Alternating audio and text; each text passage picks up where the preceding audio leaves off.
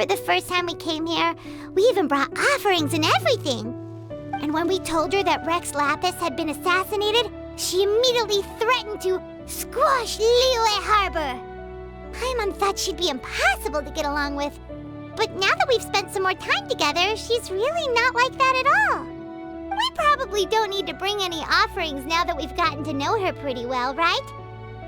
Still, Paimon's got some snacks around here somewhere, so if she really wants something, we can just use that. Huh? Traveler, did something catch your eye? Whoa, what a pretty lady! Is she also here to visit Cloud Retainer? Yeah, you're right. All it takes is one look and you can tell she's someone special. As expected of that bird lady, really. She must have a whole bunch of Adepti friends from all over the country. Okay, but if we're both friends of Cloud Retainer, then we're basically friends by association, right? Helping you make more connections is a part of Paimon's job as your reliable guide. Paimon's got this.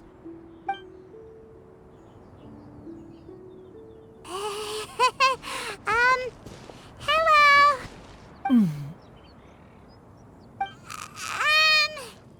Paimon is Paimon! And this is the Traveler.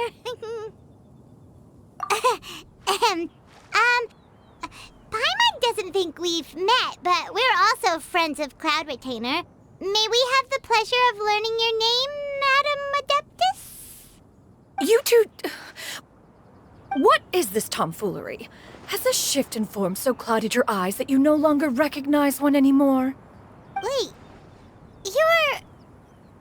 Huh? You're the illuminated bird? But you look... human! How did that happen? Oh, donning human form is scarcely any test of one's abilities. As for your confusion, one merely had no reason to indulge such inclinations before. So, you're indulging now because? Well, one has made plans to pay a visit to some disciples at Liyue Harbor. Taking on a human form for such a trip is simply a way to make matters less conspicuous. You? Worrying about keeping a low profile? You're the one who likes to pop up out of nowhere all over the place. In fact, Paimon can think of several examples, like last year, when you suddenly appeared on the top of a roof without any warning, or...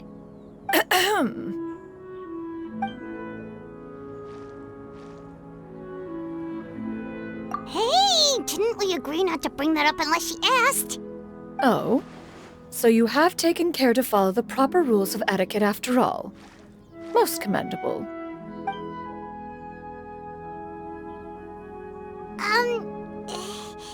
Well, this is all Paimon's got. You don't mind, right? One has never found oneself lacking in basic comforts. On the contrary, it is the gesture that one values above all else. So long as you've shown proper respect and consideration, the quantity or quality of the gift is but a trivial matter. That kinda makes Paimon feel a little guilty for trying to keep them for herself. Anyway, where were we before you reminded Paimon about the gifts? Ah, right. So by disciples, you must mean Ganyu and Shenhe. It's also been a while since we last saw them. Maybe we can come too. One planned to extend the invitation even if you had not raised the matter yourself. Shenhe and Ganyu should be quite pleased to see you again. However, one would first inquire as to the reason behind your visit here. You have cause to seek one's company? Yeah, we just found ourselves missing you and wanted to see how you were doing. We were hoping you'd tell us one of your stories. Who knew we'd run into your human form while we were at it? Is that so? If there are no urgent matters at hand, then let us make haste for Liyue Harbor. Ganyu is likely still working at Yuehai Pavilion, so that shall be our first stop. Sounds great! Then let's all go to Liyue Harbor!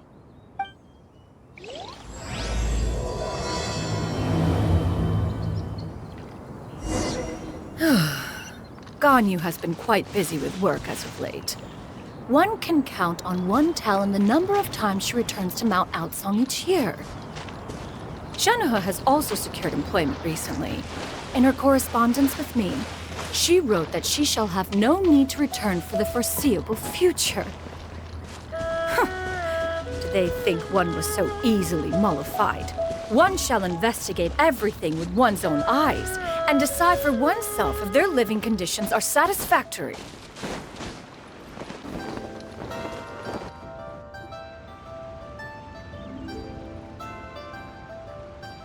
We're almost at Weihai Pavilion. Hey, do you think Ganyu will be shocked to see Cloud Retainer like this? Guess we have no idea if Shenhe and Ganyu have ever seen her in this form before. Wait, where did she go?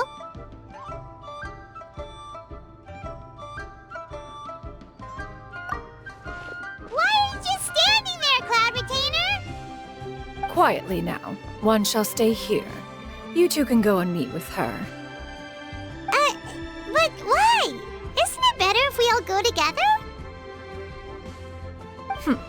If one were to proudly proclaim one's presence, Ganyu would surely profess herself otherwise unoccupied and drop everything to attend to one's visit.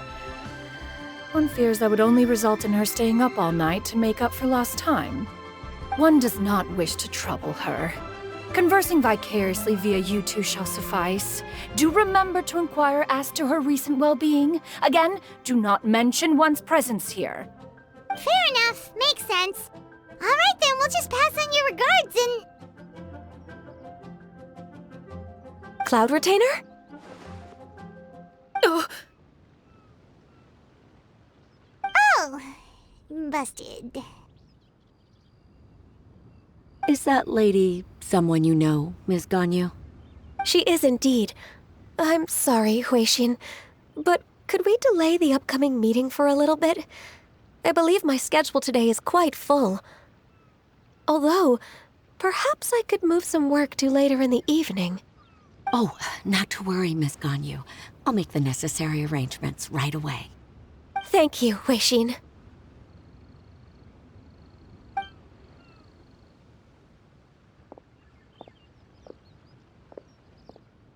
It's been a while, Ganyu. Greetings. What brings you here today? And Cloud Retainer, too. It's been quite some time since I last saw you in this form. you are quite mistaken. One is not acquainted with this Cloud Retainer of whom you speak. One is simply a mere mortal passerby. Huh? Seems she's not buying it. That was but a simple test. One did not expect you to be able to recognize one so easily, especially after so many years of only seeing one's other form.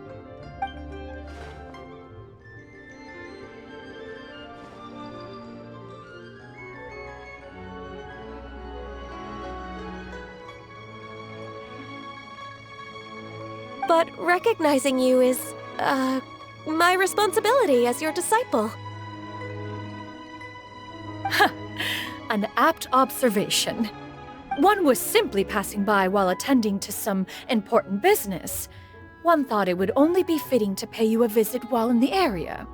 Wait, Paimon wasn't aware of any important... Cloud Retainer's right! We've still got something super important to do, so we can't stay here for too long today. Oh, is that so? But it's been so long since we last saw each other. One simply desired to see you and had no intention of interrupting your work. A quick conversation should suffice for today. A more involved reunion should wait until you find yourself less occupied. I understand. That should be fine. While one acknowledges the amount of work that you have to deal with every day, one must also remind you to rest. Though Adepti blood flows through your veins, excessive exhaustion will still cause grave harm to your body. It still makes one nostalgic to see you as you are now, respected and independent. When you were young, you oft begged one to cuddle you to sleep when you suffered from nightmares. Cloud Retainer! Stop! If you insist.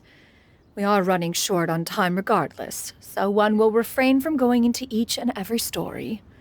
Why don't you continue your conversation? One shall simply stand by and listen. Wow, you've been to so many new places since the last time we spoke. If you ever need anything, please just come find me at Uehai Pavilion. Also, forgive me for my presumptuousness, Cloud Retainer, but if you plan to continue appearing in this form, don't you think it'd be helpful to adopt a human name? A human name? Huh. You raise a valid point. Considering the sheer extent of one's renown, Cloud Retainer is surely too recognizable as a name. You really think so? Not that you're not famous or anything, but that famous? You presume to know the extent of one's illustrious achievements. One would hardly think such a thing to be possible. Nevertheless, Ganyu's advice cannot be ignored. From this point on, when in public occasions, be sure to refer to one as Shenyun. Shenyun? Ah, I assume that's a reference to the full record of Pristine Pavilion. An adeptus of years past would rise with the clouds and rest with the moon. They were enlightened and wise, free and unfettered. The writer referenced Master's name to describe her carefree and spontaneous nature. Oh, that sounds super cool! Paimon feels like only the most powerful of Adepti could rise with the clouds and rest with the moon. Actually, those lines were originally written to describe Cloud Retainer herself. Huh? Wait, so you're really that powerful? And what of it? Did you truly take one to be nothing more than a bird of bigger than average size?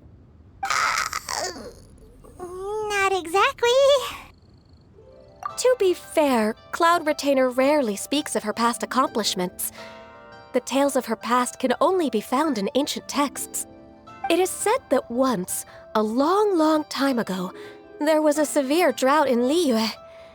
Left with no choice, many people left their homes, while others spent day and night praying to the Adepti. Although I did not live through such tragedy, simply reading about it is enough to gain a visceral understanding of all the pain and desperation during that time. On top of the drought, a noxious gas also began to spread through the land. If not for Cloud Retainer's efforts, much of Liyue would be nothing more than a barren wasteland today. The books had this to say about what happened. Upon arrival, the Adeptus borrowed the wind to retain the clouds. Immediately, the clouds gathered together, and abundant rain burst forth from the heavens. Drought and plague were both driven away, and the people were saved. Wow, that's incredible! Mortal records add embellishments to dramatize past events. One did merely what one ought, and even if one had not interceded, the other Adepti would surely have stepped in to help. Even so, you stopped an entire drought! Can you really control the weather like the book said? Oh, Paimon suddenly has a lot more respect for you. So it was Paimon's bad for calling you Illuminated Bird before. You're not too mad, are you? How laughable. A name is but a simple label we carry with us on our journey through the world. Why would one be offended by such a trivial matter? That's a relief. In that case, Paimon will continue to call you whatever feels right in the moment. Well, that is quite enough ancient history for now. Ganyu, have you had word from Shenhe? One has heard that she procured a job recently. Have you any thoughts on her workplace? And what, pray tell, of her monthly remuneration? Moreover, does she find herself overly inundated with work? Is she allowed time off during Lantern Rite? That is a lot of questions. There is no cause for concern, Cloud Retainer. I introduced Shenhe to her employer personally. Wanmin Restaurant's business has been booming recently. So with Chef Mao being swamped with customers, and Shangling still off and out in search of new recipes, I introduced Shenhe to staff the restaurant. I see. Most excellent indeed. one has had the pleasure of being introduced to that family. Xiangling is kind and astute, while her father is loyal and reliable. One has no cause to believe that they will make Shenhe's work difficult. Now, it is almost time to partake in the victuals of noon. One shall visit Wanmin Restaurant in person and see how Shenhe is doing. Huh? But didn't you just say that you had something important to do? Can that wait until after we've eaten? You may return to your work, Anyu. One shall see to this matter on one's own. There will be many an occasion to dine together in the future. One is certain the opportunity shall present itself most readily. Of course, Cloud Retainer. Please take care. Traveler, Paimon, I'll see you some other time. See you around, Ganyu! Paimon was pretty quick on the uptake there, don't you think? As soon as you mentioned important business to attend to, Paimon realized that you were just looking to cut the conversation short and not take too much of Ganyu's time. Is Paimon right? No, in fact, it was not an excuse. One is indeed visiting Liyue Harbor for an important purpose. Wait, for real? The moment is not yet upon us. Still, the truth will be revealed to you in time. Huh. She really seems to be playing up the whole mysterious Adeptus thing right now. Is it because we just heard that cool story about her powers?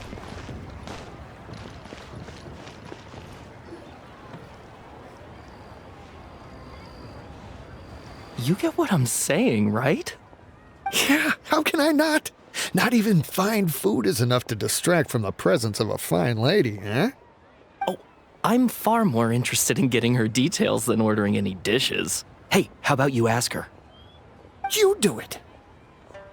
No. I think you should. Wait, she's coming. What can I get for you today? Greetings, miss. I was just wondering if you'd be willing to... What would you like to order?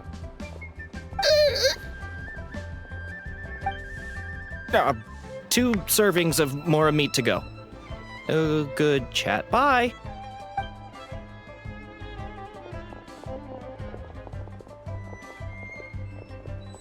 Shenhe! Welcome. It's been a while. May I take your order? Don't welcome us as guests and greet us as old friends in the same line. It's weird.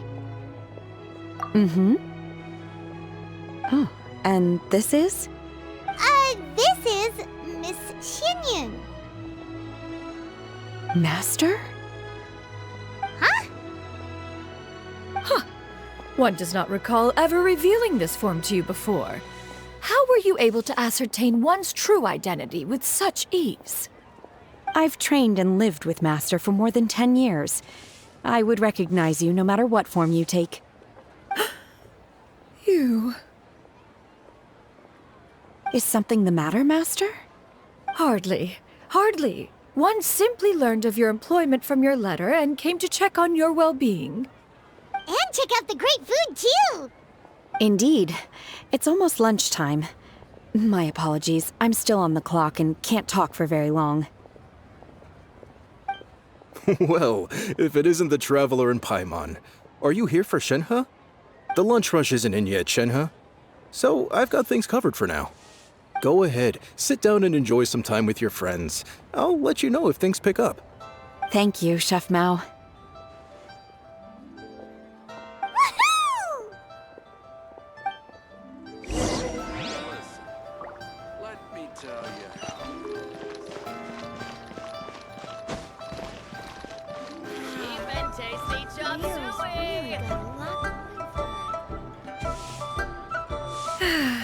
It is just as one expected. The owner of Wanmin Restaurant is indeed a most reasonable and accommodating human. Still, the work here entails dealing with quite a varied group of people. Has this been difficult for you, Shenhe? It's been manageable so far. I sometimes run into strange people, but I have figured out a way to deal with them. Seems like you've been making progress.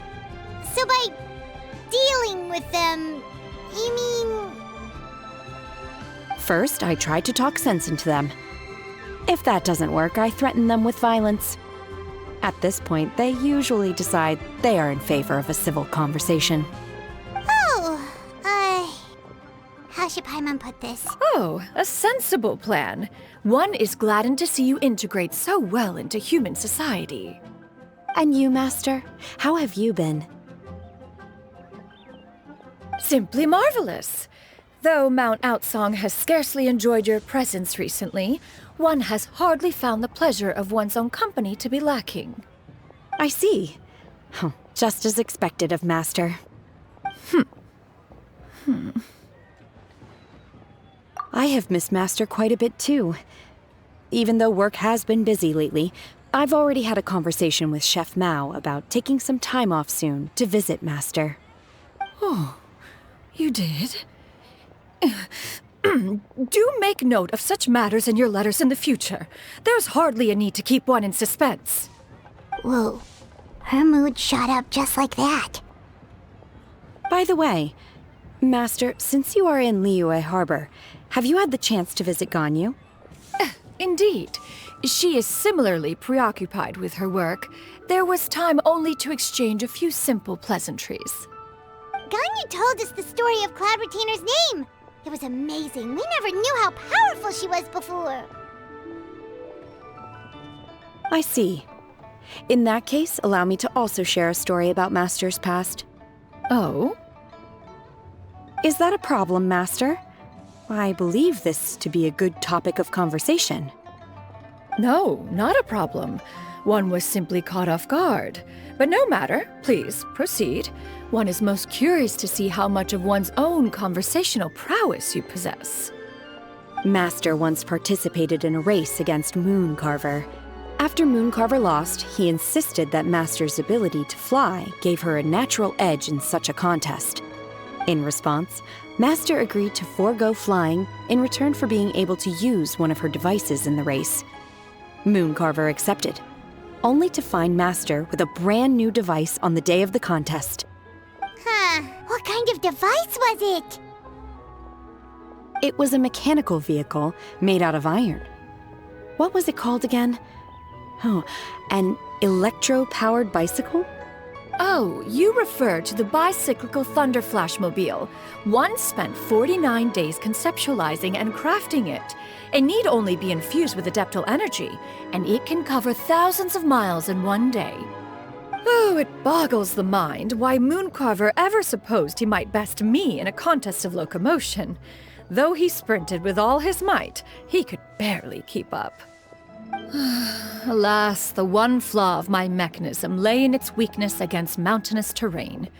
One was thwarted mere seconds from victory, when it was thrown off course and failed to make it across the final stretch.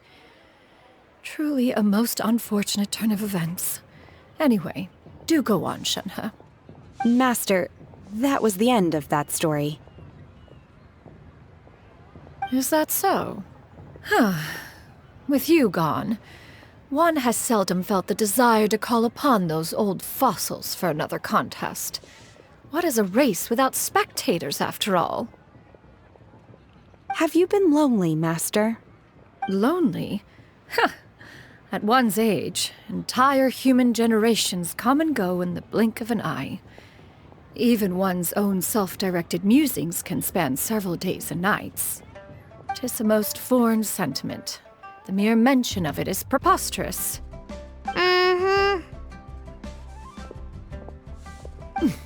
What is the reason for that look upon your face?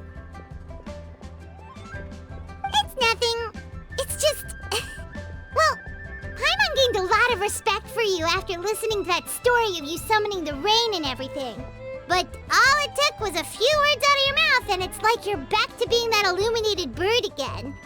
I was just a little bit confused. Which one of the two is the real Cloud Retainer? To me, they are both, Master. One is the Master that's widely revered by the people, while the other is the Master that I respect and adore. One finds oneself exalted yet again with sweet words of praise and flattery of a most extravagant nature.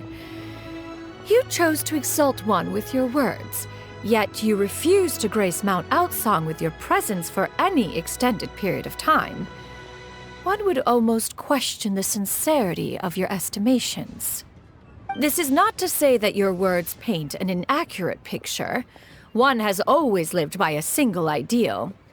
Eschew all action and abide by no rule. One does as one pleases and speaks as one pleases. Others may critique or praise as they see fit, yet one places little weight in such judgments. She got like, what, 2 sentences of flattery from her disciple, and it's as if her ego is about to burst. Do you have any empty tables?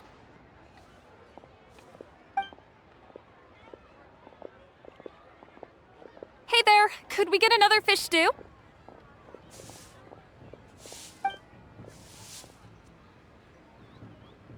I'm hearing more guests come in. I should get back to work. Alright, good luck with the lunchtime rush, Shenhe. I'll try my best. So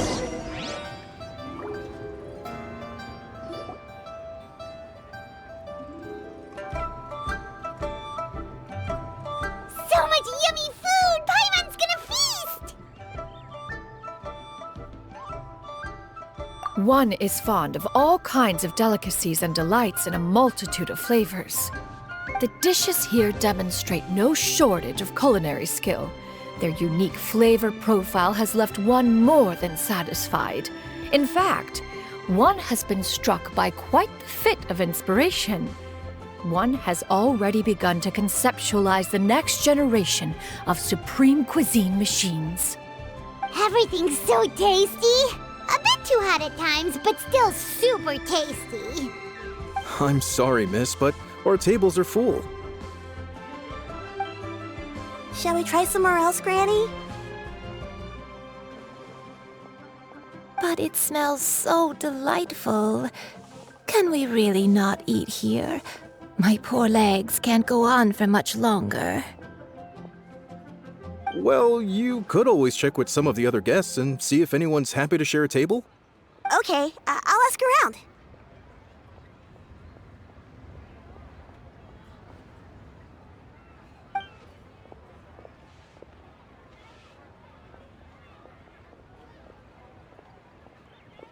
Excuse me. Would you mind letting us share a table with you? There are no empty tables left, so...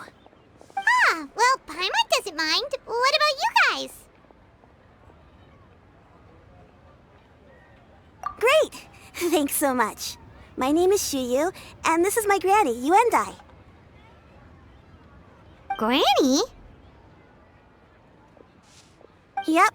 Is there something wrong with that? No, Paimon's just a bit surprised.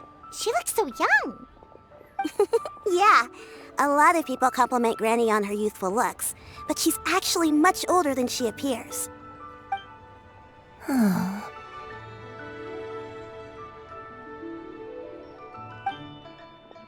Granny, why don't you take a seat? Come on, it's not polite to stare. Huh. Have we met before? No. 'Tis a fated meeting, then. Please, take a seat. What would you like to eat, Granny? I can order for you.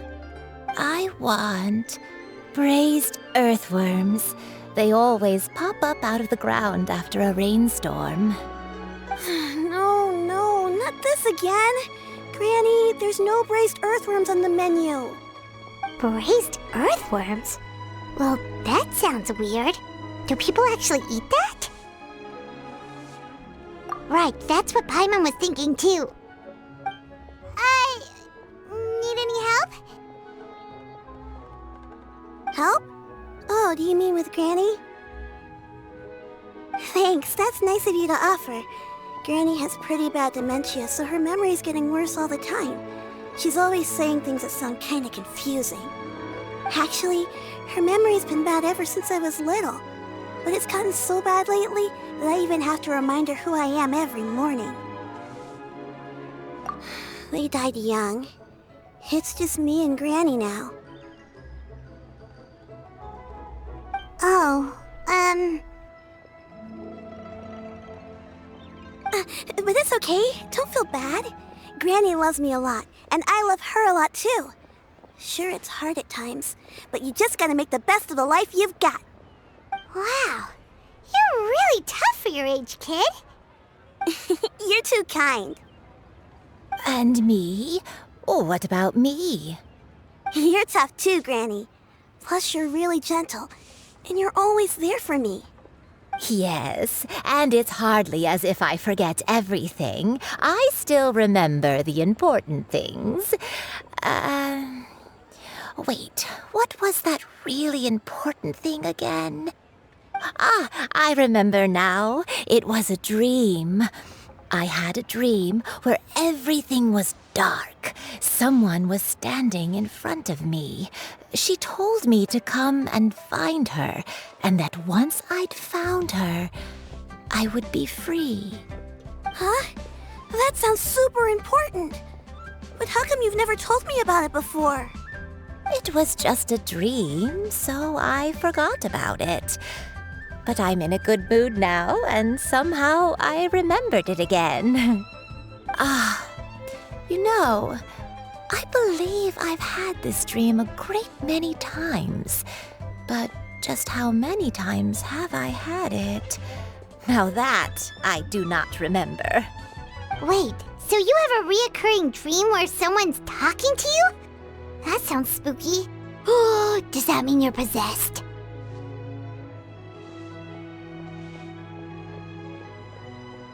Unlikely. Her eyes are clear and her breathing remains calm and level. One sees no signs of possession. Are you sure? Who do you take me for? Is one not an adept? Am I not an expert? Huh, you're right. Paimon almost forgot you're the expert. In that case, do you still remember what the person in your dreams looked like, Granny? Not anymore. Although, I have a sense that she looked rather like me. But not as I am now. My younger self.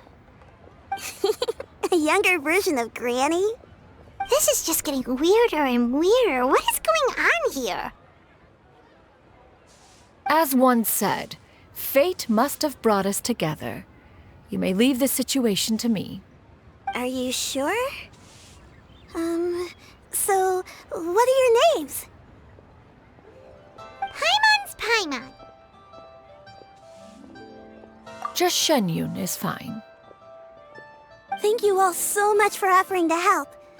But first, I'm sorry for asking, but, how do you want us to pay you back? Oh, we don't need any payment for this.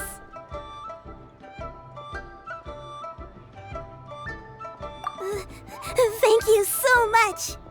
You're welcome. But Miss Shenyun, what exactly can we do to help out this granny? All we have to go off is that dream. Where do we start? That is elementary. Since her dreams portray her younger self, then we shall retrace the steps of her youth. Once we have revisited those places, her memories will likely return. Sounds like a plan. So, Granny, do you remember which places you went to when you were young? Why, of course I do. The heavens above, the earth below, the wispy clouds, and the emerald mountain streams. Okay, taking that as a no. I might have an idea.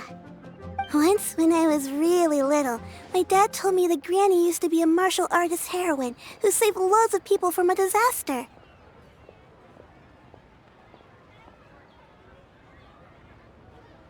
If it's true, then maybe they wrote about it in the history books or something.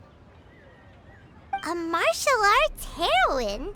Oh, Shinto knows tons about Liyue's chivalric traditions. If anyone knows about the heroes of the past, it's him. Let's go find him at the Feiyun Commerce Guild. Are you leaving already? But I'm still hungry. I'll go order some food, Granny. If there's nothing on the menu you especially want, I'll just get a few different things. It seems we must part ways for now. The Traveler and Paimon are bound for the Feiyun Commerce Guild, while Yuendai and Shuyu shall remain here and partake of their lunch.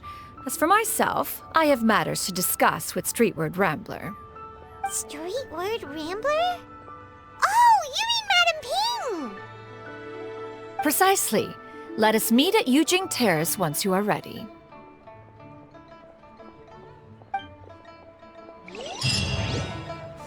Everyone, please. This food is unbelievable.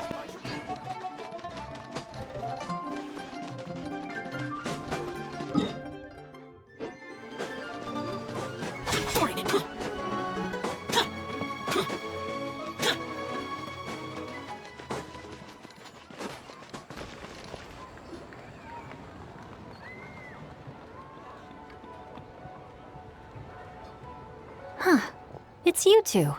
What brings you here? Shincho! Great, we found you! We wanted to ask you about something.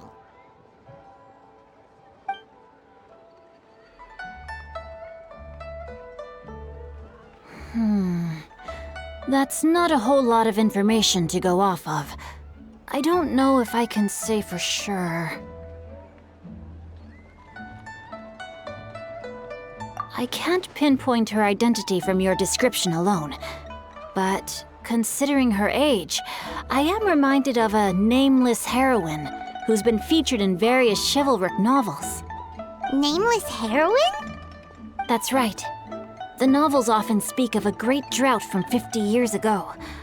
As the people suffered, a nameless heroine appeared and began to clear away evil spirits and bandit camps. The people idolized her, but never learned her name. All they knew was that she always acted alone. Later, though, she supposedly fell in love with a similarly noble-minded exorcist from Mount Tianheng.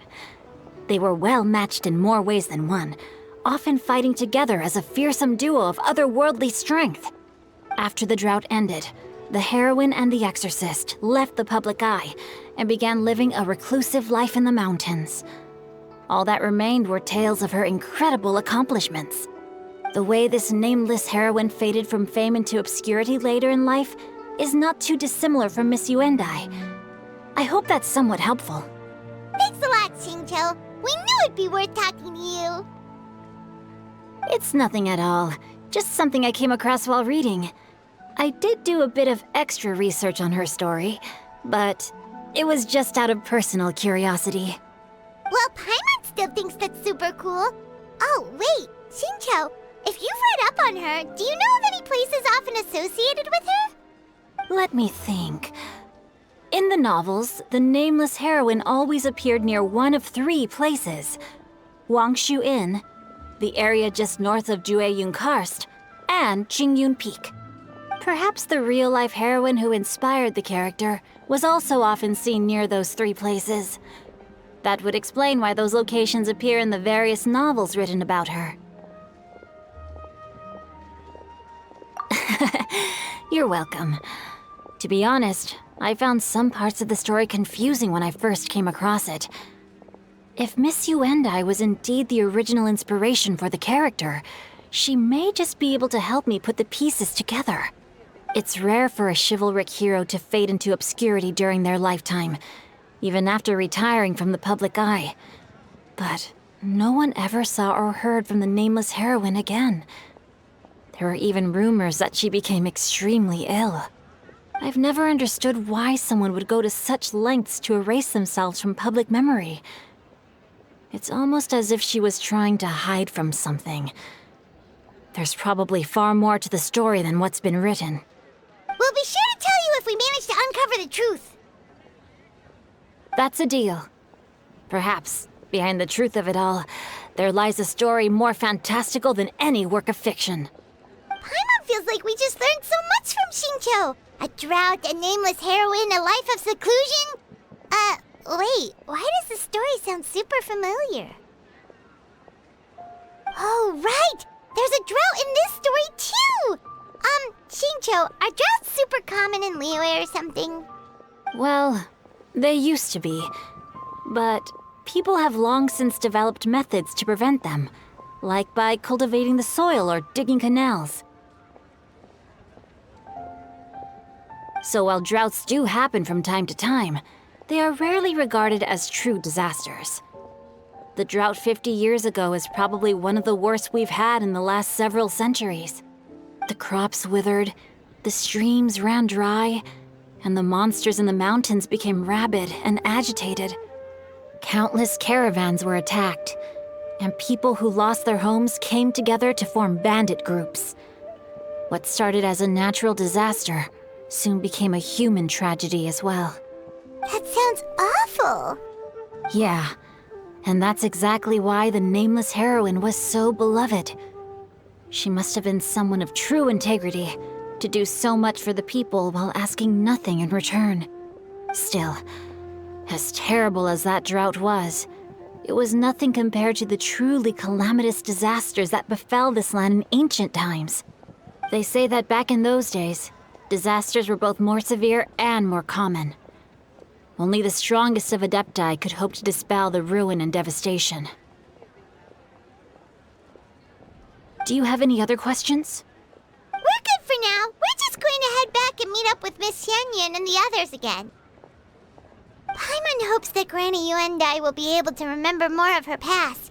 She used to be a great hero who saved many people. So sad that she can't recall any of it. Anyway, we'll be off now. See you some other time, Xingqiu. Thank you so much for your help. It's no problem at all. Safe travels.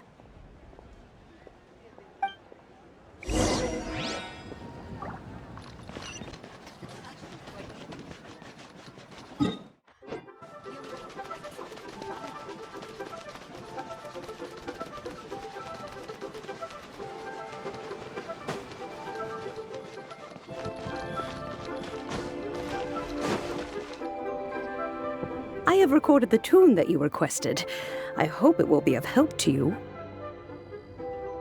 Oh, thank you.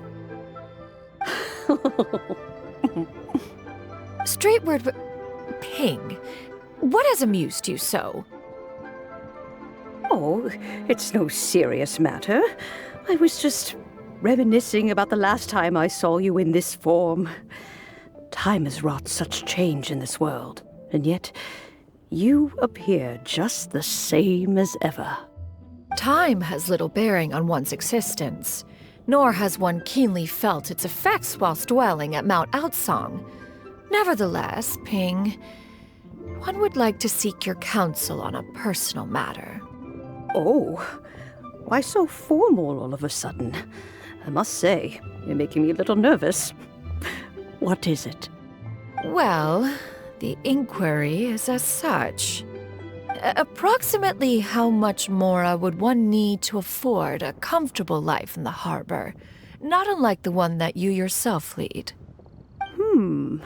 It does not require as much as you may think.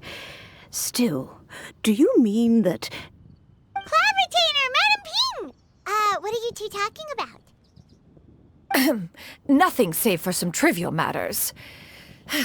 Have you unearthed any useful details? Xingqiu has a theory, but let's save it for when Chuyu and Miss Yuendai have joined up with us again.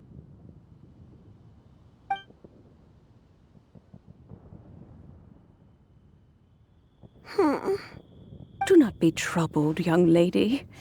Here, have some tea. Thank you so much. What do you think, Chuyu? Does it match up with what you know of your granny? According to the story, the nameless heroine eventually fell in love with an exorcist from Mount Tianheng. Maybe that's my grandpa. I don't have many memories of him, but there was this one time I found a box in our attic full of a bunch of weird sigils.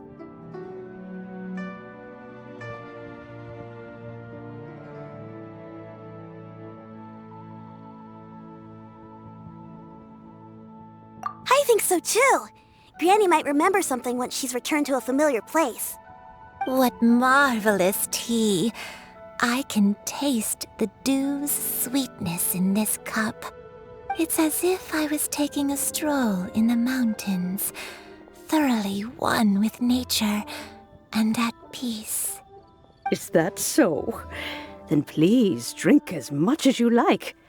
There's no need to hurry, At our age, it's always nice to slow down and take the time to appreciate pleasant conversation among friends. Thank you. Okay, since we have the time, can I ask you something? Sure thing. What would you like to know? I have a secret I want to tell you. Let's go talk over there.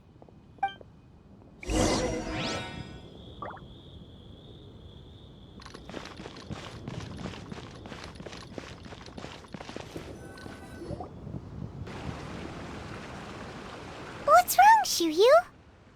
Well, I've been kind of meaning to ask ever since we started talking in the restaurant, but are you guys all adepti in disguise? Oh! About that. Well, you guys just seem super special. Plus, I think I might have heard Miss Shen Yun call herself an adeptus. Oh, must have been a slip of the tongue. Shen Yun, since you were the one who, misspoke, maybe you can explain to Shiryu here what you really meant by that. One is indeed an adeptus. Is that of some concern to you? Huh? I knew it. Well, one time when I was a little kid, I saw a pure white illuminated crane. I had this super high fever, and Granny wasn't around. I was feeling all icky and gross. But then this snowy white crane flew down from the sky. She put me on her back and flew me to her cool Adeptus house and fed me some sort of magic potion. When I woke up, I was already back in my bed and my fever was gone. I really wanted to thank her, but I was too sleepy to stay awake, so I never got the chance. So I just kind of wanted to ask if maybe any of you have ever met an Adeptus like that? A pure white illuminated crane? The only two we've ever met are blue and white and black and brown. Have you ever met one that's pure white, Cloud Retainer? Never has one met an adeptus with such features. One surmises such a description is but a hyperbolic embellishment that oft results from narrative accounts. That's weird. Was it really just a dream then? Well, even if it was just in my head, it doesn't matter that much anyway. All I really want is to help Granny recover her memories. I'm really grateful for all your help. Leave it to us! Now that we know the 3 locations, we just need to visit them one by one. Let's go to Wangshu Inn first. Okay, I'll go get Granny.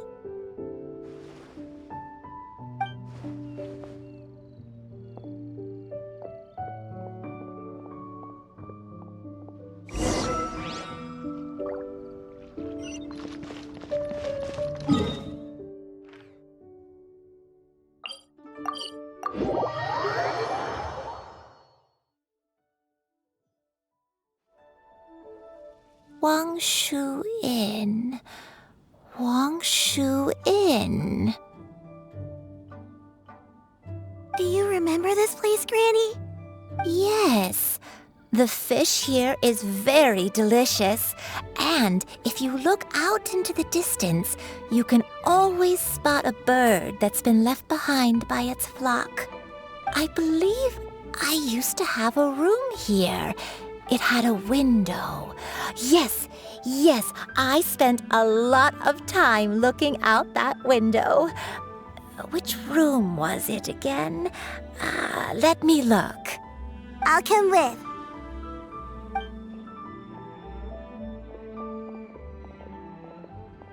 Paimon's still having some trouble understanding what she's talking about, but if she's so familiar with this place, that must mean she lived here, right? Wait, huh? Whoa! Shao! What are you doing here all of a sudden? You scared the living daylights out of Paimon! I sensed a non-human presence and decided to come take a look. If you're here, then there's likely no trouble afoot. I suppose there's no cause for concern. It's been a while, Cloud Retainer. I see you have returned to your previous form. I have indeed. I fought alongside her in this form on many occasions during the Archon War. Oh, wow! What was she like during the war? Oh, wait, let Paimon take a guess. Was it anything like this? Behold, the glory of one's newest invention, the Bang Bang continuous fire mechanism. Hands up and surrender, or be prepared to face the full might of the Adepti. An impressive imitation. Paimon knows her all too well. Even so, Cloud Retainer was not always as ostentatious as you describe. You may be unaware, but her talent with Adepti sigils is just as formidable as her skill in mechanics. The Archon War reached its peak after Guizhong's death. The Cloud Retainer who fought beside me in those devastating battles was taciturn and solemn, only speaking when she had to activate her sigils. A Cloud Retainer who barely talks? Paimon can't picture it. But what happened after that? If you were so powerful in your human form, why did you decide to take up your bird form again?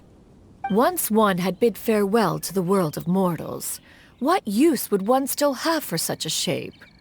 When dwelling between mountain and forest, away from the struggles and troubles of the mortal world, a mortal form is hardly the most fitting of choices. After the war, Cloud Retainer retired to Mount Outsong, only revealing herself to the occasional visitor, and always in her avian form. Although I do believe there was an occasion some 30-odd years ago when she decided to don her human form. I believe it was for the purpose of... One believes there is little need to relive bygone matters. Granny, are you okay? Back then, at this place, Perhaps this conversation should end here. I shall take my leave now. Should you encounter any trouble, you need only call my name. However, given that you are traveling with Cloud Retainer, I trust you are in good hands. Everyone! I think Granny is finally beginning to remember her past. Slowly now, calm your mind and recount what has been recalled. A long time ago, I stayed here to recuperate from my illness. Huh. So what Shinjo said was true! You did fall ill! Was that why you went into hiding? I don't remember. I'm very sorry, but I can't even remember the name of my illness. The only thing I can remember is that it took a great toll on me, and there was no cure for it. I was confined to my room in Wangshu Inn, where I spent many days unconscious. I'd come to every once in a while and stare at the migrating birds outside the window. It was a solemn sight. I remember crying, but I'm not even sure I knew why. One day, I met a traveling merchant. Upon hearing of my illness, he sold me a bottle of soul-revitalizing tea pills. He told me that the pills were concocted using Adepti blood and could be used to alleviate my symptoms. Sure enough, I made a full recovery. My illness remained dormant for several decades after that. Wait, but if your illness remained dormant for several decades, are you saying that what you're going through now is just a relapse of what happened all those years ago? And it was all thanks to the pills that you managed to keep the symptoms in check? Paimon's brain kinda hurts. Do you remember anything else? I'm sorry, I don't. Oh, if only I wasn't so useless. Hey, you're not useless. You've done so much for me. Watched me grow up. Raised me. How could you say that about yourself? Oh, fret not, dear child. Granny was just a bit frustrated. That's all. The recovery of a person's memories is a gradual process. Finding pieces of one's past is always superior to not finding anything at all. Let us make haste to the next location. Next location. Next location. Oh, why don't we go to the area north of Dwayunkars next? There isn't really a landmark there, so where should we start? Oh, Paimon's got it. Let's check out the houses in the area first. After all, if she was there for any length of time, then she would have stayed somewhere, right?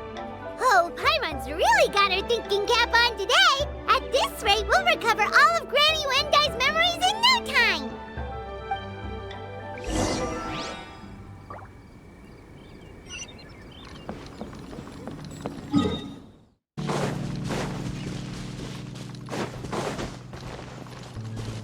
Whoa, why are there so many treasure hoarders here? Guess it's time to round up the bad guys. Ah! Ouchie! Everyone okay? Hi? Furnace?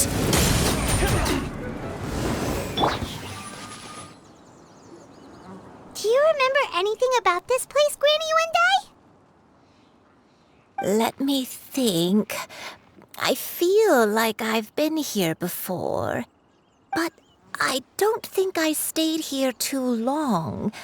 I might have just rested here briefly before continuing on my way.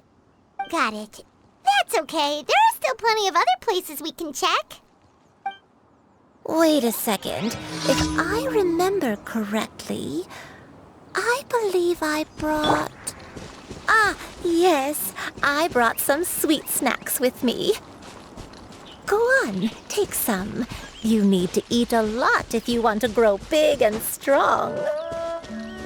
Oh, thank you. Then Paimon will help herself.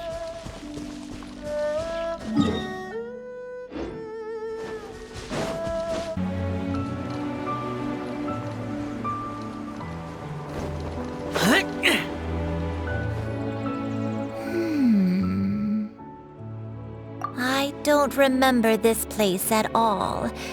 I don't think I've ever been here before. Still, I was thinking, this place feels perfect for a game of hide and seek. Huh? Why a game of hide and seek? I'm not sure. Maybe it's because I used to play that game a lot with Shuyu when she was younger. I don't remember playing it that much. Are you sure about that, Granny? We only played a few times, and we stopped once we realized I was no good at the whole seeking part. Ah, is that so? Then I must be mistaken. Not here then. Let's try somewhere else.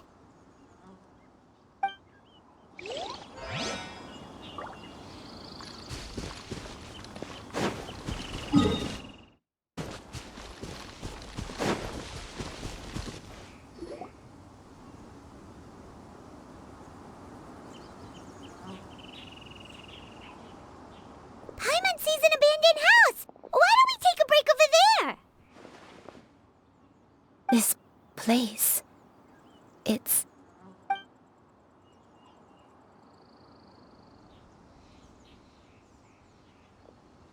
Did you remember something, Granny? I remember. Shuyu, this is where your father was born. It was a moonless night. I had been injured, so your grandpa was supporting me. We fled together with some being in the fog behind us in hot pursuit. I had exhausted my strength when the labor pains came on, so we took refuge in this house. Your grandpa set up a barrier outside, but neither of us knew if it could hold the monsters back. I remember that night. I remember falling to my knees, reciting a prayer over and over. I alone am the source of this sin. Punish me as you wish for forsaking my oath, but spare my innocent child. An oath? Did you do something wrong? I don't know. I don't remember. I only remember praying in the darkness with all my strength until the sun finally rose again and the fog cleared out. Eventually, the house was filled with the sound of my baby's first cries. That baby was your father. I remember I clutched him tight to my chest and wept tears of joy. It was the first time I'd ever felt such happiness in my life. My dad? He was my pride and joy, and so are you, Shuyu. You're so much like him, and I love you both so much. But you're always going to be different from me. Why? Just what did I do? I don't care what you might have done, Granny. You'll always be the person I love more than anything. You're too sweet, Shuyu. I'm lucky to have you with me. If not for you, I would not have had the courage to come here, to try to remember what I had forgotten. All right, let's not stand around any longer. There's one place left, yes? Let's go take a look. If one recalls correctly, the next place should be Qingyun Peak. Yuandai, how fares your health? I may be a bit slow, but I'll do my best to keep up. I'm sorry to keep everyone waiting. Climb on. I shall carry you to the top. Oh, such lightness of weight. All those who grow old grow frail in the end, do they not? First, you lose your memory, then your health. Eventually, you end up losing everything. My only wish is to depart this world with a lucid mind, to free myself of this torment and the burden it places upon others. Fret not. You have my aid in this endeavor. We're finally here. Does this place feel familiar to you, Granny Yuandai? Let me see.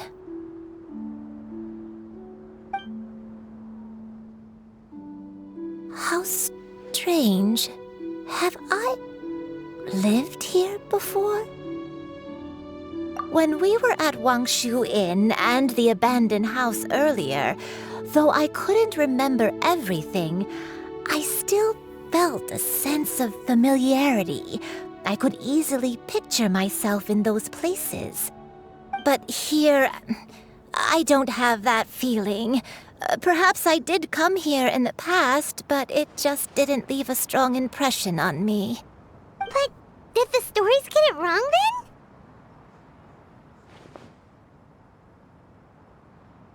Yeah, that's true. But they're also the only thing we have to go off of. Paimon was hoping this place would jog Granny Yuandai's memory just like the others. I'm sorry to disappoint you too. It's all right. We're not going to give up yet. We'll figure something else out. Just you wait. Thank you. If only I could remember. Huh? That way. What's that mountain? Oh, let Paimon look! Huh? Isn't that Mount Outsang? Looks like we've come full circle. Mount Outsang. Mount Outsang. Granny, are you okay? Don't push yourself, Granny. It's okay if you can't remember. You shouldn't do something that makes you sad. Mount Outsang, What am I really? Mount Outsang holds some familiarity to you? It does, but I can't go back. Are you feeling unwell? My head, it feels all heavy and dizzy. What is wrong with me? Cloud, Miss Xianyun, is there anything you can do? Let us go to Mount Outsong. But... Fret not, all will be well. You and I, you have already given more than enough to the pursuit of this endeavor. You may leave the rest to me. I've prepared something that can aid you in suppressing the fear in your heart and restoring your lost memories. It currently resides at Mount Outsong. Wait, really? When did you do that? I never leave anything to chance. All will reveal itself when we arrive.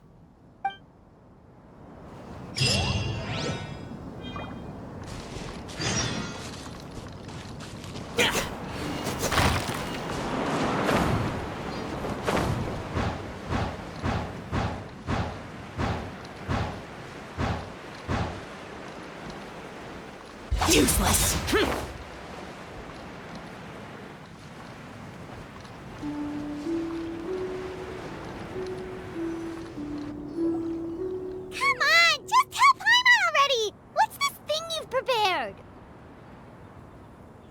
Here, this is it. Huh? But isn't this the mechanism that you were tinkering with when we first got here? Oh, is it another invention of yours? Precisely. A recent one at that. I am most pleased with the result. I call it the Suspensus Somnium mechanism. It periodically releases a soft breeze, which when paired with a gentle adeptal tune, can help the listener subconsciously relax and even enter a semi-hypnotic state. Soothing agitation and anxiety, relieving exhaustion and insomnia, its potential uses are numerous indeed. And of course, it can also aid in the recovery of lost memories. Whoa, what a cool gadget! But if you had it all along, why did you keep it to yourself until just now? We could have come to Mount Outsong right off the bat and saved time on a lot of floating. How preposterous. Had you and I not recalled much of her past through her own efforts, the device would have nothing to draw upon. We Adepti can only help those who first resolve to help themselves. Had she lacked such determination and strength of character, one would have little to offer in way of assistance. Paimon thinks she gets it now. Hey, what's that other thing? As previously mentioned, a gentle adeptal tune is required to take full advantage of the mechanism. One secured such a tune from Streetward Rambler. Only with her melodies can the mechanism reach its peak power. Whoa, Paimon can feel what you mean. Paimon's body feels light as a feather. It's as if she's lying down on a warm patch of grass after a super satisfying meal.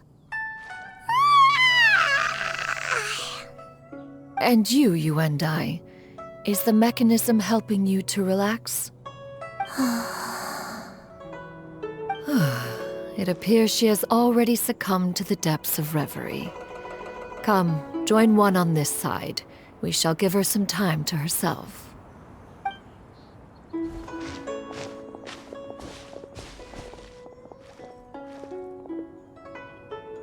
The drought is over.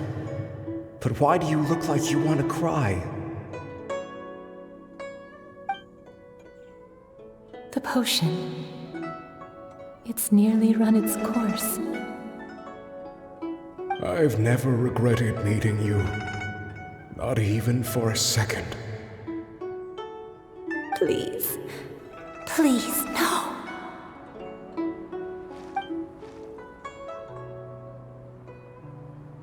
Have you forgotten?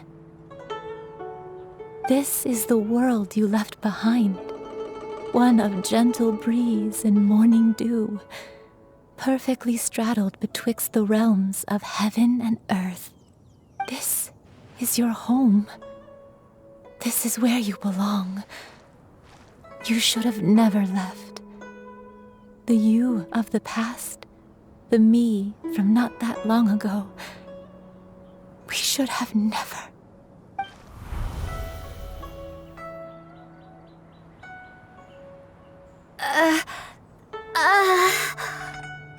So that is the truth. No wonder this place is so familiar. Granny!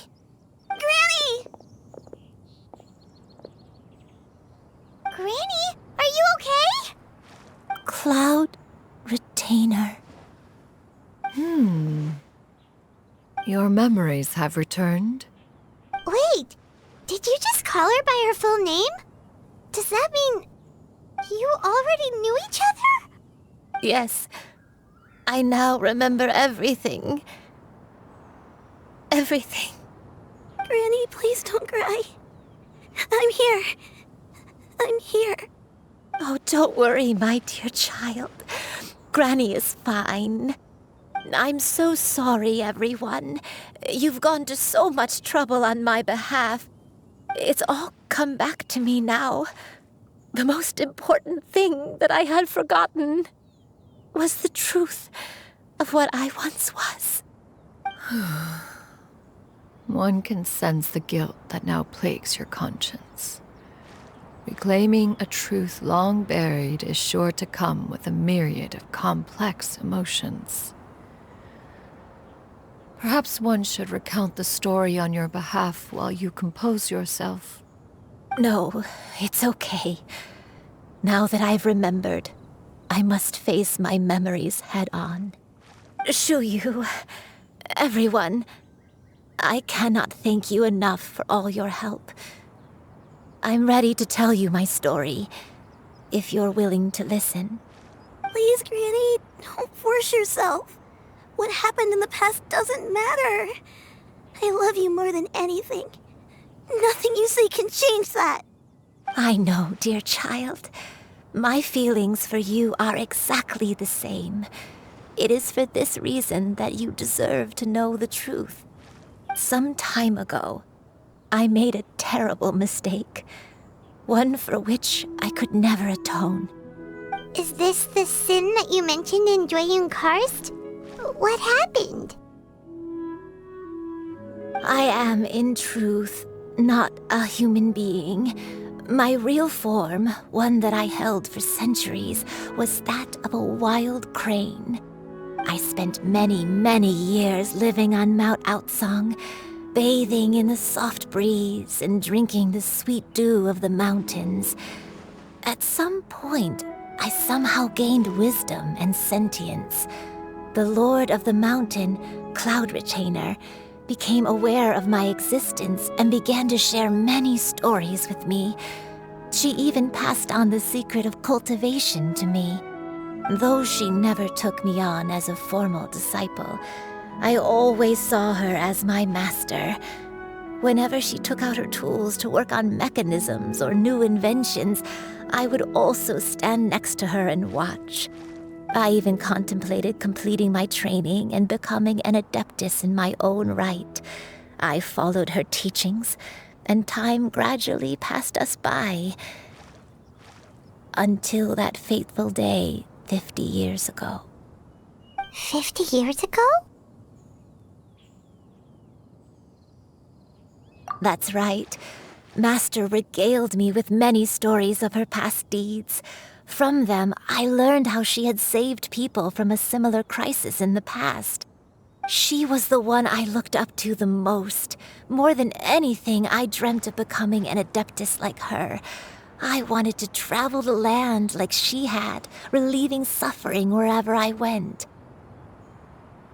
But I was still far from being a real adeptus. I possessed no ability to take on human form and fit in with the crowd. Once she learned of my desires, Master prepared a special dose of human mimicry potion for me. She warned me that the potion's effects would only last 10 years, and if I were to fail to return to my original form at the end of that time, I would forever forget my past as a crane and become something neither human, beast, nor adeptus. Oh no. So that was the source of your dementia all along. Was it because of Grandpa?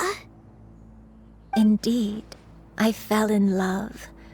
Though he was human, he had spent his entire life training on Mount Tianheng. When we met, It was not only my first foray into the world below, but his as well.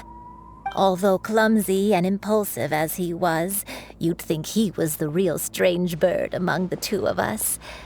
But still, just like me, he cared deeply about the world and wanted, more than anything, to cleanse it of all pain and suffering. I could not help but fall for him. But my time continued to tick away. Those 10 years passed by in a flash. Yet I did not want to leave his side, so I... Oh no, what happened next? I committed an offense. I wanted to stay with him, even if it meant living a life full of pain and suffering, even if it meant that I would eventually turn into a monstrosity. I knew I had betrayed Master's hopes, but I was too ashamed to face her. So I wrote her a long letter instead and asked someone to leave it outside her abode. I was convinced that she would not support my decision, and I lacked the courage to speak to her face to face. In my shame, I fled and tried to hide from the world, such that no one would be able to find me again.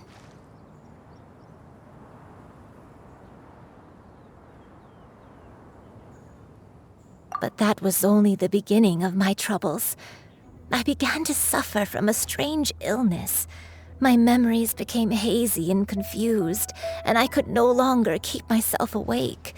I understood that my pain was caused by my refusal to return to the life I was fated to lead. Along with my memories as a crane, I soon forgot the true cause of my suffering as well. I knew only that I had committed a sin. All I could do was pray for forgiveness, even if I had long forgotten what needed to be forgiven. Looking back, I was beyond lucky to have come across that traveling merchant at Wangshu Inn. It was such a fortunate coincidence that we were there at the same time. If it weren't for those soul-revitalizing tea pills, I probably would have... Granny! What's wrong? Coincidence? Why did I ever think it was a coincidence? Tea pills concocted using the blood of an adeptus? No, it couldn't be. Master, don't tell me. Back then, that merchant was actually... Human custom would dictate the conferral of gifts to be in order when one's progeny is wedded, would it not? Consider the pills a symbol of one's best wishes. So when I tried to conceal my name and mistakes from the world and hide myself away in perpetuity, the only person I managed to deceive was myself. You knew where I was all along. One still remembers when you were but a fledgling. You possessed a certain fondness for a particular game. You would hide yourself among a group of wild cranes and ask one to pick you out from among the flock. One found you with such ease every time. 'Tis a truth most evident. One always recognizes one's own, no matter what form they may take. Wait! Paimon's confused! So, Cloud Retainer, you found Yuendai again? But how? When? And what happened after that? Perhaps it is now time for one to recount the rest of the tale.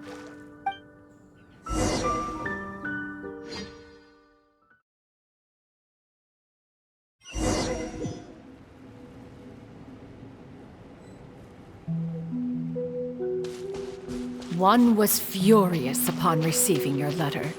Seized with anger, one set out to bring you to your senses.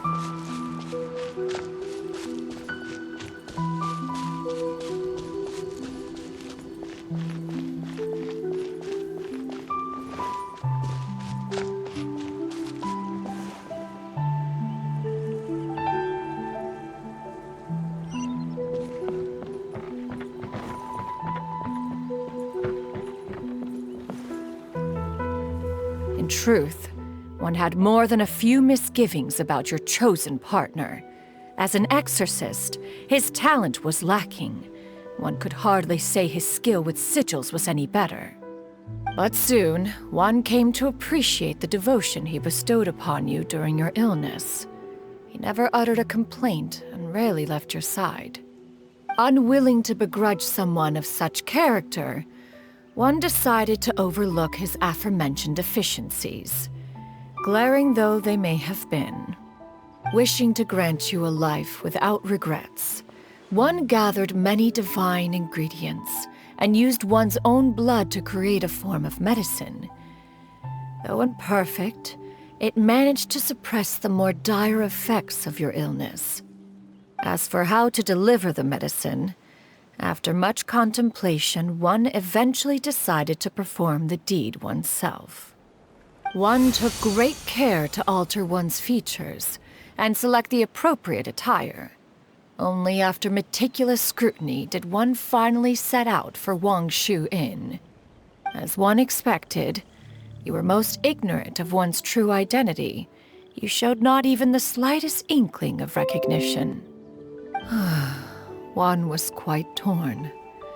Should one have celebrated the success of one's disguise, or mourn the loss of your acquaintance?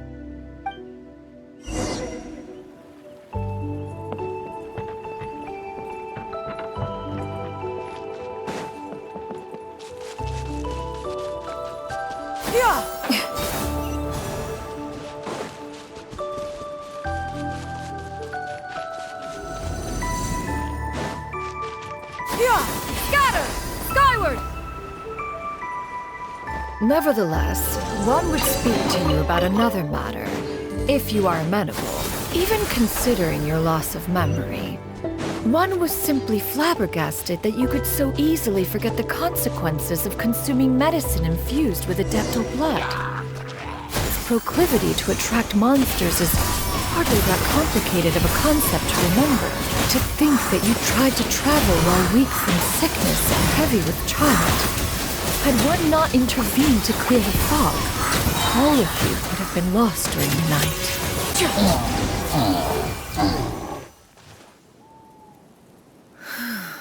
Those monsters would hardly have pursued you with such ferocity without sufficient incentive. They were likely incited by the presence of godly remains. Said godly remains, in turn, were likely drawn to the trace of one scent on your body. One was, after all, an active participant in the Archon War. Some of the gods were likely shattered by contraptions of one's very making. In the end, one was relieved to see you endure through the night.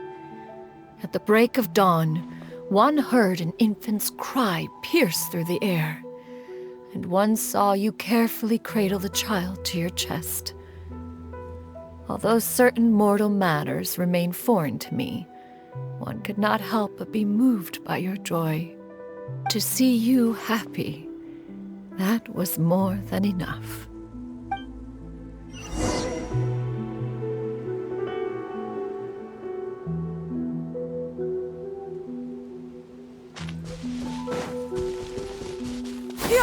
Scatter! Skyward! Now you should have a complete understanding of the events. Wait! But if that's true, then the crane who took care of me when I was sick must also be... Ah, one had almost neglected to recount the absurdities of that tale.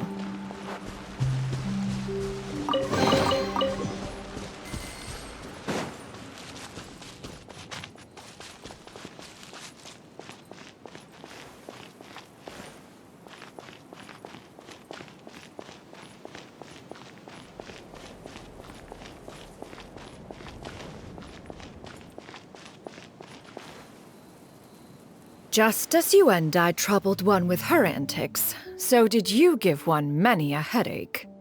Upon finding you burning with fever, one made plans to bring you back to one's abode for treatment. However, upon seeing one's form, you began to cry, refusing to get on one's back. When one asked you why, Apparently, you believe that one could not possibly be a true Adeptus because all illuminated cranes are white from tip to toe. One had no choice but to apply powder to one's body to conceal the variegated nature of one's appearance. You became more than amenable enough when one stood before you devoid of any other coloring. It bears mentioning, however, that as a crane, Yuan Dai was nearly entirely pure white in color. Though you had never encountered her in that form, you still recognize the essence of her being. Perhaps fate brought you two together in more ways than one.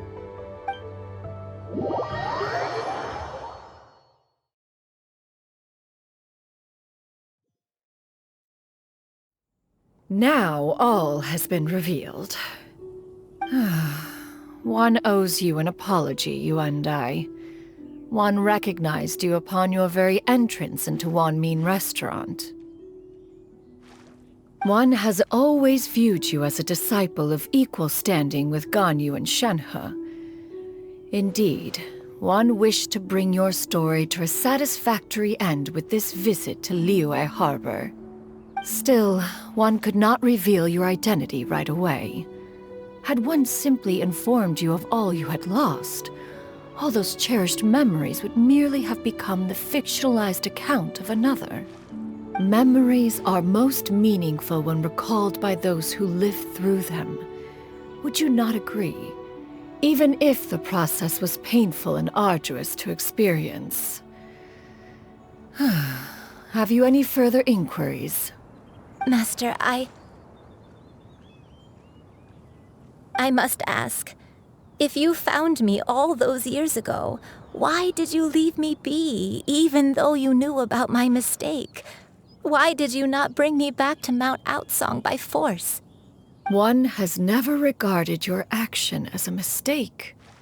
It was a simple choice, nothing more. When it is time for one's progeny to leave the nest, it is the responsibility of an elder to let them fly free. Yet, when your wings grow weary and the night grows dark, just know that you always have a place to which to return.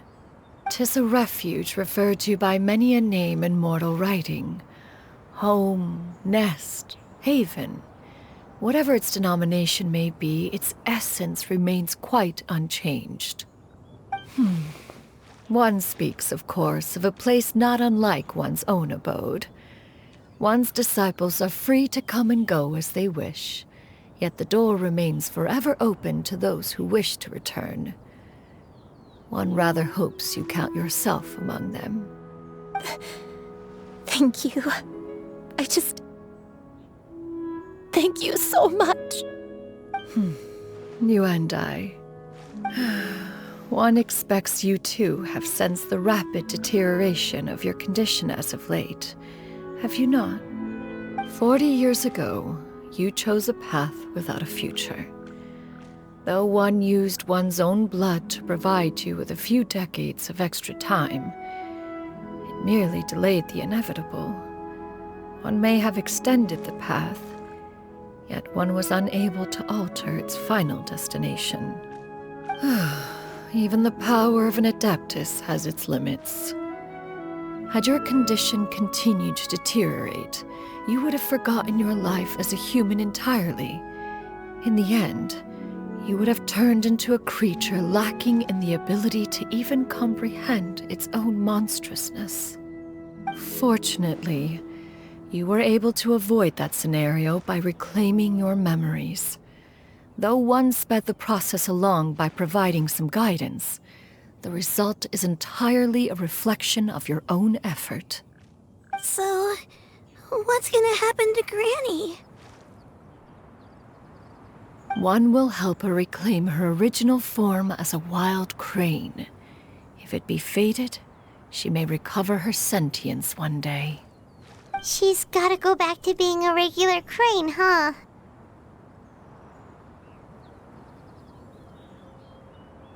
Master, you've already done more than enough for me. I don't know how I could possibly repay your kindness. This is a better result than I could have ever hoped for. How much time do I have left? Not long. The transformation is imminent. Granny? Please don't leave, okay? You're all I have left. Please. Don't be sad, dear child. Granny has led a wonderful life. My only regret is having to leave you behind. Don't forget to eat well, okay? A growing young lady like yourself needs lots of good food to grow big and strong. Promise Granny you'll take good care of yourself when I'm gone. I promise, Granny. I'll do whatever you say. Good girl, good girl. Don't worry. It's not goodbye forever. Granny's gonna become the most formidable crane in all of Mount Outsung. Granny will train day and night. I won't stop until I can turn into a human without having to rely on anything but my own power. When that day comes, we'll be able to live together again. You and I. How's that sound? Good. That's a good girl.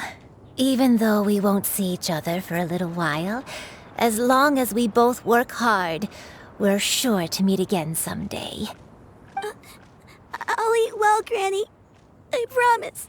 And I'll wait for you, no matter how long it takes. I'll wait for you to come back. That's a good girl. Then Granny really has no more regrets. I'm so sorry, Master. Thank you for everything.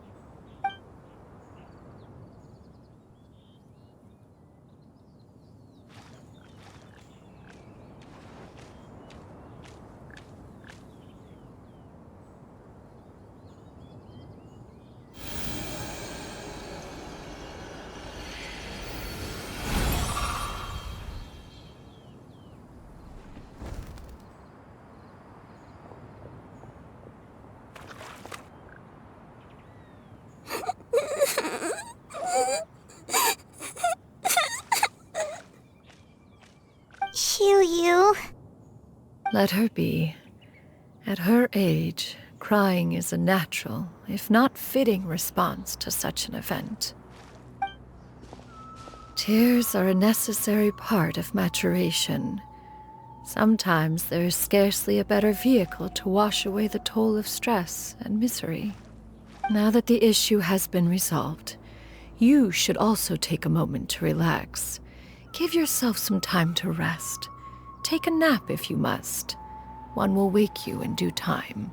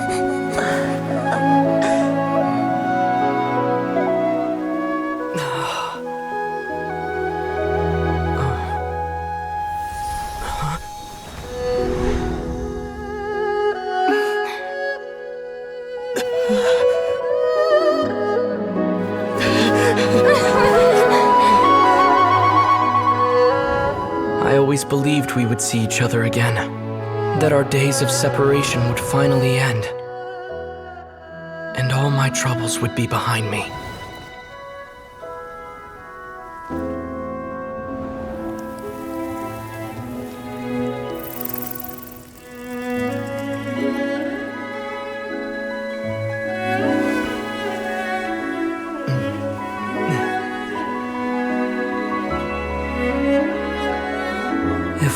things could stay this way forever.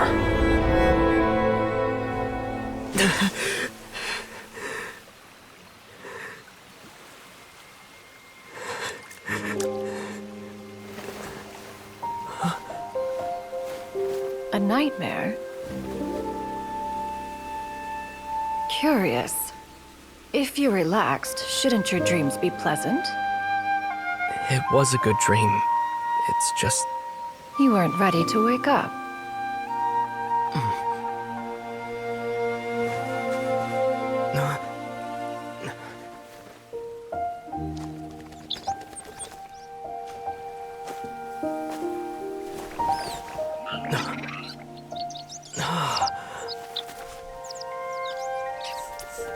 Eloquent as one may be, words of comfort are not one's strong suit. You are doing all you can. One can see your strength of will, your fearlessness in the face of danger. And so, whatever your dream may be, one believes that you shall achieve it.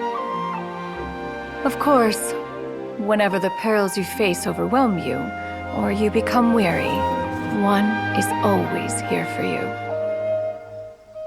After all, as an elder, it is only right to look out for the young ones.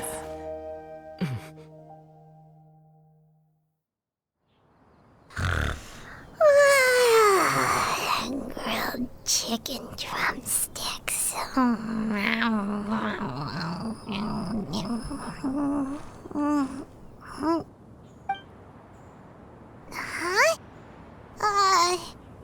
Was Paimon sleeping just now?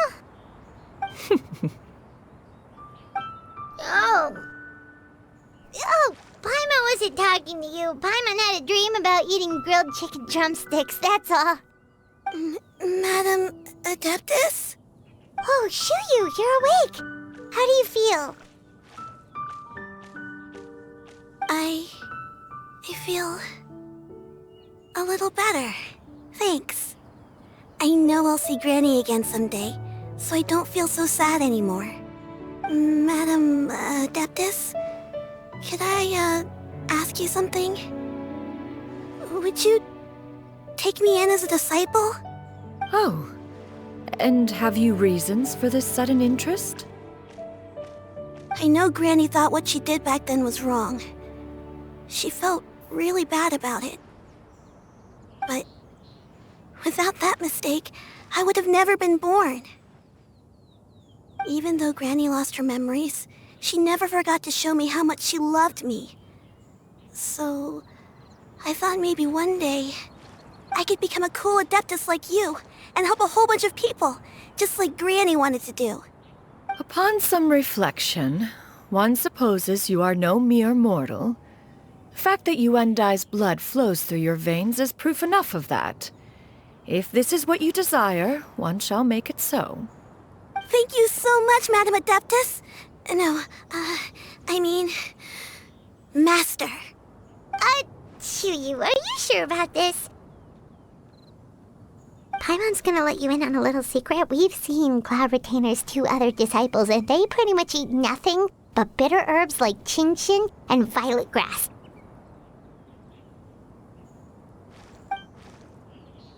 If you join them, you'll never enjoy Wanmin Restaurant's delicious cooking ever again. How utterly preposterous. One has never enforced such a rule. Every individual must find their own path to enlightenment. So long as one retains a pureness of spirit, one's dietary proclivities are quite irrelevant. Well, you say that, but Paimon's not seeing any tasty treats up here now, is she? Although Mount Outsong is rich in natural beauty, its location does preclude access to certain finer mortal comforts. That is precisely why one plans to relocate to Liyue Harbor. Shuyu shall have the honor of becoming one's first disciple in the human world. Whoa, you're leaving Mount Outsong? One has never concerned oneself with the location of one's residence. From the very beginning, one has sought only solace and peace. Yet in the end, all of one's disciples ended up in Liyue Harbor. Ganyu, Shenhe, Yuandai. They all chose a life among the mortal world. One has reflected on this fact for many years now.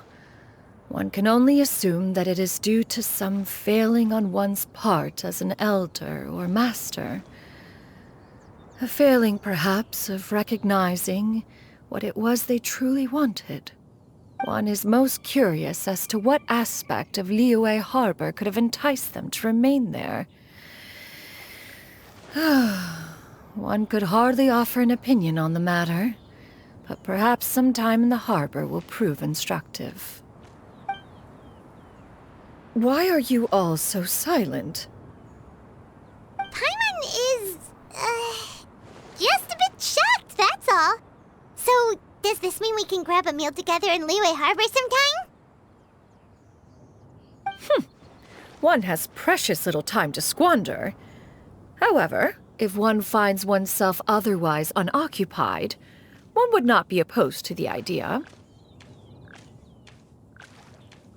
One will be assuming the identity of a human while residing in Liyue Harbor. You should take care to avoid disclosing one's true identity. Don't worry, we'll help you keep it a secret. So, when can we expect to start seeing you in the city? Perhaps in 2 days' time. One has some matters to see to before one's departure. Preparation is the key to success, after all. One plans to put up various items from one's collection for sale. The earnings should provide for a comfortable living in Liyue Harbor. One has already picked out a handsome property near Chuhu Rock. 'Tis no small purchase, but what is mortal life if not one expense after another? Seems like you've really thought of everything. Then how about we meet up in Liyue Harbor in 2 days? A sensible plan. See you then. Oh, also, why don't you take this suspense somnium mechanism as a souvenir? Anytime you should feel ill at ease in the future, you may try quieting your mind and sitting in meditation as you listen to its melodies. It might help you find a new perspective. Awesome! Thanks, Cloud Retainer! Hey, didn't we promise Shincho that we'd tell him what we found out? Should we make a trip to the Feiyun Commerce Guild? It's totally up to you.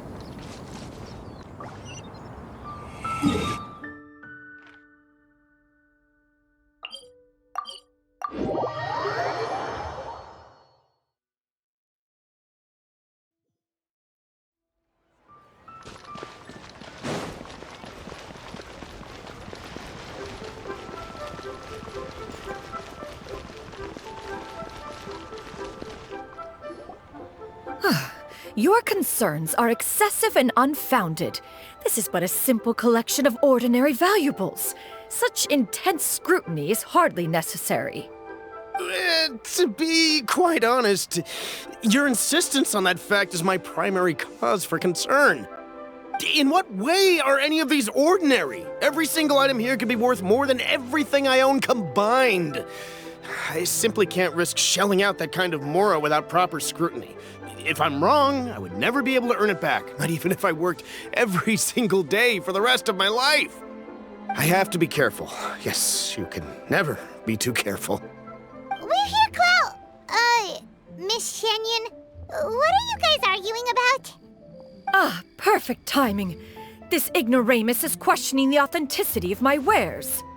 I'll have you know, these items have remained untouched in my personal collection for several hundred years. To question their legitimacy is pure folly. Several hundred years? Indeed. They're family heirlooms, you see, passed down over many generations, as families are wont to do. Yep, they've definitely been around a while. We can vouch for her on that one. Hear that? Had I not found myself in need of mora, I would scarcely have had the heart to part with them. Indeed, you should consider it an honor to even have the opportunity to behold them with your own eyes. Doubt their authenticity any further, and I may just decide to take them to another buyer. Whoa, whoa, whoa, whoa! Please don't go! I apologize for any insult, miss. You see, I know full well that I lack the knowledge to judge the true worth of these items. If you could wait but a moment, I've hired an expert to appraise them for me. He should be here shortly. An expert, you say? Very well. I will wait for a little while longer, then. Traveler, Paimon, this is my new residence. If you have cause to seek my company in the future, this is where you can find me. Master! Oh, it's you two again. Hello. Shoo-you! You got a new outfit! It looks great on you. Mm-hmm. Master made it for me. I like it too. Huh? You know how to make clothes? Do I know how to make clothes? With the support of the proper mechanism, sewing is hardly a challenge. Master, I brought in most of my stuff. There's a few boxes left, but they're kind of heavy, so I just left them outside. Fret not. I shall help you move them into your room. Actually, I should probably sort through my stuff a bit first. Everything's kind of messy right now, so maybe you could, not look yet, Master? Yeah, that'd be great. It appears my young apprentice has her own fair share of secrets. No matter. Do what you must, child. Now, this expert you mentioned, when can we expect their arrival? Soon. Ah, there he is! Here, allow me to make some introductions.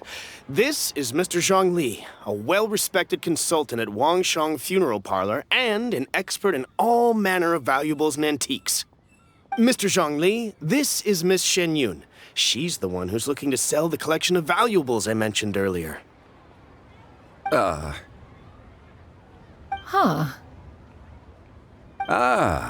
If it isn't Miss Shenyun.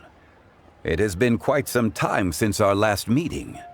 What a serendipitous reunion. Indeed, most serendipitous.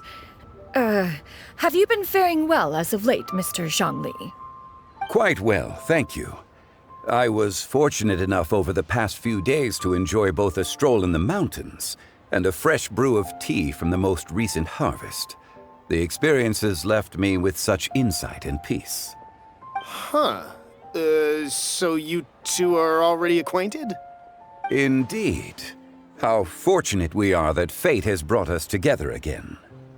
If you are otherwise unaware, allow me to inform you that Miss Shenyun is a well-regarded collector and appraiser. She is well-versed in all fields, and oft-celebrated for her impeccable taste. You stand to gain much from this opportunity. You are too kind, Mr. Zhongli. True collectors pride themselves on their wealth of knowledge and eye for detail. I can say without a doubt that you are foremost in that regard.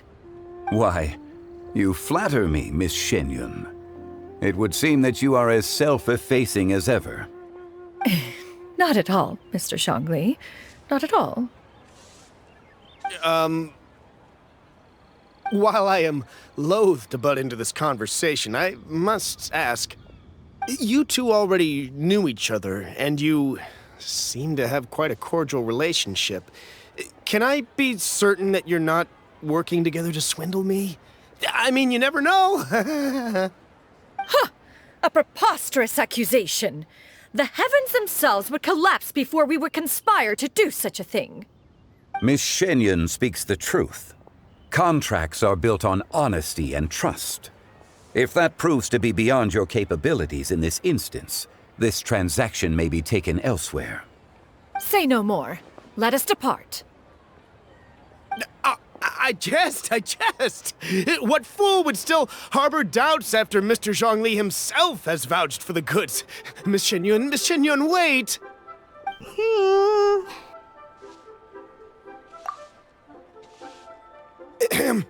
I deeply apologize for doubting you.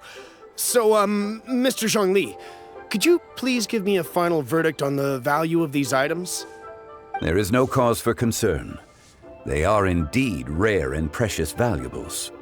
Take this mechanism, for instance. Though one may not immediately perceive its purpose, its structure and appearance are exquisite enough to merit it a place in any fine home. The same can be said for this one here. Few could hope to possess an item that so perfectly blends mechanical wonder with geometric grace. I am sure you have heard from your travels that the study of mechanisms is among the most wondrous arts in this world. With that in mind, I earnestly recommend procuring every last item in this collection. All right. Since I hired you as my consultant, Mr. Zhongli, I shall, of course, trust your good opinion. Then, in that case, Miss Shenyun, I'll take the lot. However, since the final sum is quite large, how about we start with an initial deposit through the Northland Bank? The Northland Bank? Huh. Oh, you refer to the fiduciary house. Oh, very well. I fear people only use the term bank nowadays. In that case, I'll be off for now. I'll return to collect the goods once you've received the funds.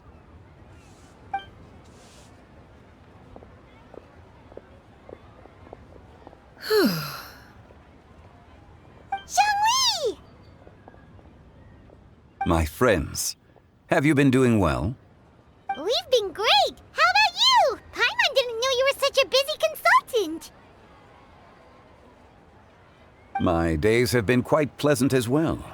I had been quietly enjoying a cup of tea when Mr. Xiaozu requested my services.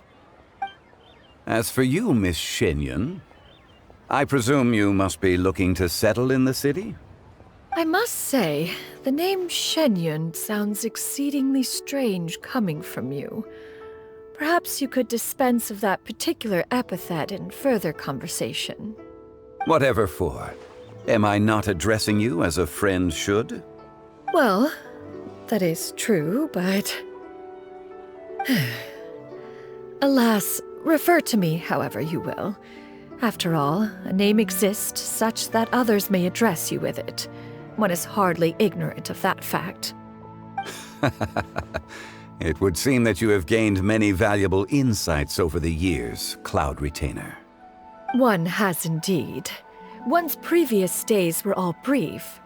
Now that one has made up one's mind to move and settle, one has gained a much better appreciation of the hubbub and commotion of the city, as well as the people's hard work and ardor. This city is much changed from how it was more than 1,000 years ago. Not unlike the ocean tides, so too shall the movement of people ebb and flow. From turmoil to peace, enlightenment to aspiration. Human society possesses limitless potential. In another 1,000 years, the scene we witness here may change in ways that are impossible for either of us to imagine. Alright, that's enough reflection for one day. No need to get all sentimental on us. You make a valid point, Paimon. Now that the sale has concluded, what say one plays the host as we try some specialty dishes together? One must profess great interest in trying bamboo shoot soup. Perhaps you have forgotten, Cloud Retainer, but I once tried my hand at that dish. You were at the table on that occasion, so logic dictates that you should have already tried it. Oh? What occasion was this? It was a reunion between friends several centuries ago. Alas, you must have been too preoccupied to secure yourself a portion. Or perhaps our other companions simply availed themselves of faster reflexes on that occasion. Huh! Hardly. 'Twas most certainly out of consideration for the others in attendance. In but a moment, one will show you what it means to have a true deftness of hand. It is settled then. Bamboo shoot soup, mora meat, crab roe tofu, triple-layered consommé. We shall enjoy the lot. One has already passed word to Shenhe and Ganyu to make a reservation. It is prime time for them to meet one's newest disciple. Is that agreeable to everyone? It should be a most splendid occasion.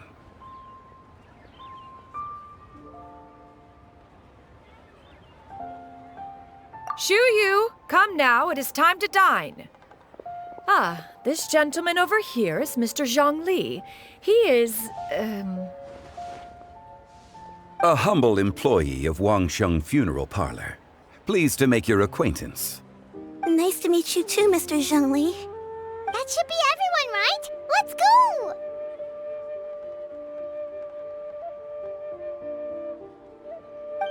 Sounds good. Actually, Master, have you ever tried Adeptus' temptation? I heard it's impossible to stop eating after even just one bite. You know, 'cause it's super tempting and stuff. Is that true? That sounds rather implausible.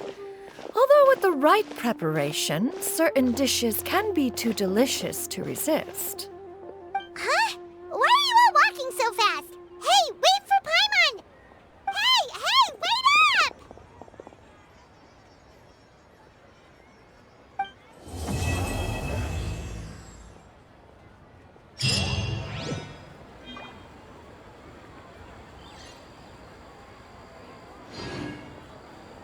Why not treat yourself to a seasonal gift from